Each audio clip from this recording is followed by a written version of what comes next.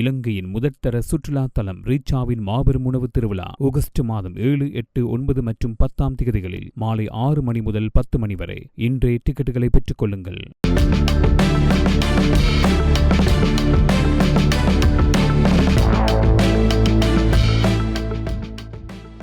யாழ்ப்பாணம் சுன்னாகம் தெற்கு பகுதியில் இன்றைய தினம் டெங்கு ஒழிப்பு கட்டுப்பாட்டு செயற்பாடுகள் முன்னெடுக்கப்பட்டது. யாழ் மாவட்டத்தில் ஜூன் மாதம் 9 தேதி தொடக்கம் 12 தேதி வரை விசேட டெங்கு கட்டுப்பாட்டு செயற்பாடுகள் முன்னெடுக்கப்படவுள்ளது.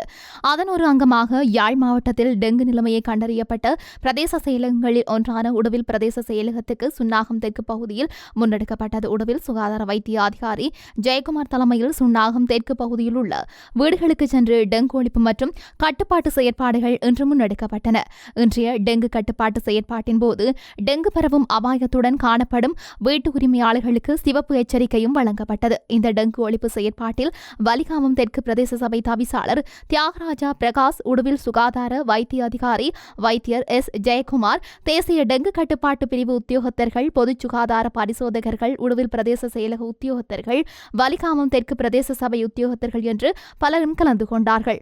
யாழ் மாவட்டத்தில் டெங்கு நுளம்பு ஒழிப்பிற்கான விசேட வேலை திட்டம் ஒன்றை எதிர்வரும் 9, 10, 11 மற்றும் 12 தேதிகளில் முன்னெடுக்க உள்ளதாக யாழ்ப்பாண மாவட்ட அரசாங்க அதிபர் மருதலிங்கம் பிரதீபன் மாவட்ட செயலக ஊடக பிரிவினூடாக நேற்றைய தினம் வெளியிட்ட செய்திக்குறிப்பினூடாக இந்த செய்தியை வெளியிட்டிருந்தார். அதாவது, யாழ்ப்பாண மாவட்ட செயலகத்தில் கடந்த 19/5/2026 நடைபெற்ற யாழ் மாவட்ட டெங்கு கட்டுப்பாட்டு குழு கூட்டத்தில் எடுக்கப்பட்ட தீர்மானத்திற்கு அமைவாக யாழ் மாவட்டத்தில் டெங்கு கட்டுப்பாட்டு நிலையில் அதிக ஆபத்துக்கள் கரவட்டி, பருத்துறை, யாழ்ப்பாணம், கோப்பாய், சங்கானை, சாவுச்சேரி, நல்லூர், சண்டிலிப்பாய், தெல்லிப்பளை, உடுவில் ஆகிய பிரதேச செயலர் பிரிவுகளில் ஜூன் மாதம் 9 தேதி தொடக்கம் 12 தேதி வரை விசேட டெங்கு கட்டுப்பாட்டு வார நடவடிக்கைகள் இன்றைய தினம் ஆரம்பிக்கப்பட்டன. இதன்படி 9/6/2026 தேதி பொதுமக்களின் வீடுகள் மற்றும் சுற்றுச்சூழலிலும், 10/6/2026 தேதி மாவட்டத்தின் சகல அரசு மற்றும் தனியார் அலுவலகங்களிலும், 11/6/2026 தேதி பாடசாலை மற்றும் சகல கல்வி நிறுவனங்களிலும், 12/6/2026 தேதி வர்த்தக நிலையங்கள், சந்தைகள், மதஸ்தலங்கள் மற்றும் பொது அமைப்புகள் சிரமதான நடவடிக்கைகள் மேற்கொள்ளப்பட உள்ளமை இங்கு குறிப்பிடத்தக்கது. ஒரு நாட்டின் தேசிய பொருளாதார கொள்கை கட்டமைப்பு மற்றும் அதன் நடைமுறை செயற்பாடுகள் தொடர்பான புரிதல் பொருளாதார நிபுணர்களுக்கு மட்டுமின்றி பொதுமக்களுக்கும் இருக்க வேண்டும்.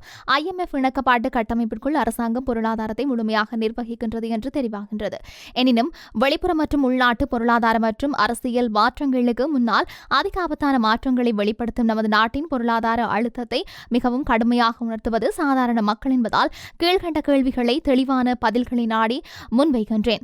இலங்கையின் தேசிய பொருளாதார கொள்கையானது பிரதானமாக அரச நிதி கொள்கை மற்றும் நாணய கொள்கை ஆகியவற்றை அடிப்படையாக கொண்டது என்பதை அரசாங்கம் ஏற்றுக்கொள்கின்றதா? தற்போது இலங்கை பின்பற்றும் நிதி மற்றும் நாணய கொள்கை கருவிகள் யாவை? அவற்றின் இலக்குகள் மற்றும் அந்த இலக்குகளை அடைவதற்கான பொறுப்பை சுமக்கும் நிறுவனங்கள் யாவை? $1 மில்லியன் காணாமல் போனது தொடர்பில் மத்திய வங்கியும் திரைசேரியும் ஏன் ஒன்றுக்கொன்று முரண்பட்ட கருத்துக்களை தெரிவித்து வருகின்றன?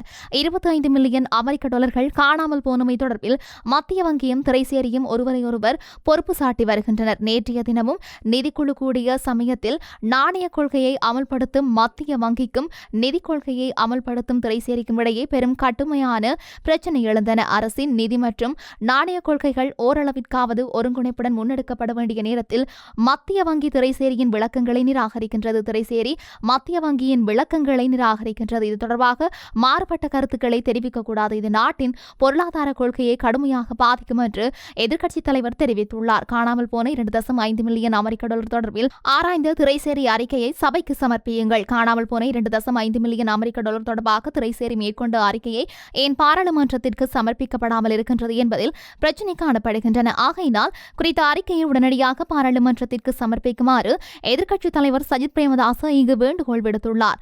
3வது, சர்வதேச நாணய நிதியம், உலக வங்கி, ஆசிய அபிவிருத்தி வங்கி மற்றும் பிற சர்வதேச நிறுவனங்களுடன் காணப்படும் இணக்கப்பாடுகள் மற்றும் புரிந்துணர்வுகள் இந்த கொள்கைகளை நடைமுறைப்படுத்துவதில் எவ்வாறு தாக்கம் செலுத்துகின்றன?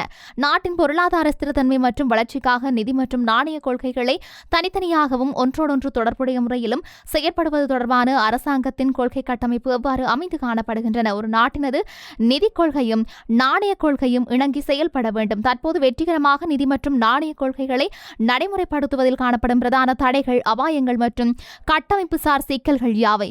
இந்த தடைகளை குறைத்துக் கொள்வதற்கும் பொருளாதார ஸ்திரத்தன்மையை நிலையை உறுதிப்படுத்துவதற்கு அரசாங்கம் எடுத்துள்ள அல்லது எடுக்க எதிர்பார்க்கும் நடவடிக்கைகள் யாவை? கடந்த 2 ஆண்டுகளில் அரசாங்கம் கைகொண்ட நிதி மற்றும் நாணய கொள்கைகள் காரணமாக பணவீக்கம், வட்டி விகிதங்கள், ரூபாவின் மாற்று விகித பெறுமதிகள், முதலீடுகள், வாய்ப்பு மற்றும் மக்களின் வாழ்க்கை செலவுகள் மீது ஏற்பட்ட விளைவுகள் பற்றிய மதிப்பீடுகள் அரசாங்கத்திடம் காணப்படுகின்றனவா? ஆமென்றால் அதன் விவரங்கள் என்ன?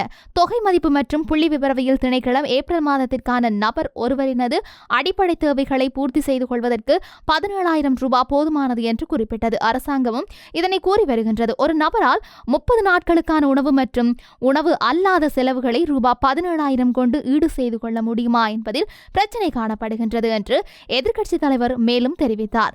8வது வரிச்சுமை அதிகரிப்பு, அரசாங்க செலவினங்களை கட்டுப்படுத்துதல் மற்றும் வட்டி விகித கொள்கைகளால் நடுத்தர வர்க்கம், தொழில் வல்லுநர்கள், சிறிய மற்றும் நடுத்தர அளவிலான தொழில் முயற்சிகள், விவசாயிகள், மீனவர்கள் மற்றும் குறைந்த வருமானம் பெறும் குடும்பங்கள் எதிர்கொள்ளும் பொருளாதார அழுத்தத்தை குறைப்பதற்கு எடுக்கப்பட்ட விசேட திட்டங்கள் யாவை? 9வது இலங்கையின் நிதி மற்றும் நாணய கொள்கைகளை நடைமுறைப்படுத்துவதில் பாராளுமன்ற மேற்பார்வை மற்றும் பொதுமக்கள் பொறுப்புணர்வை மேலும் வலுப்படுத்துவதற்கு அரசாங்கம் எடுக்கும் நடவடிக்கைகள் யாவை என்றும் கேள்வி எழுப்பினார்.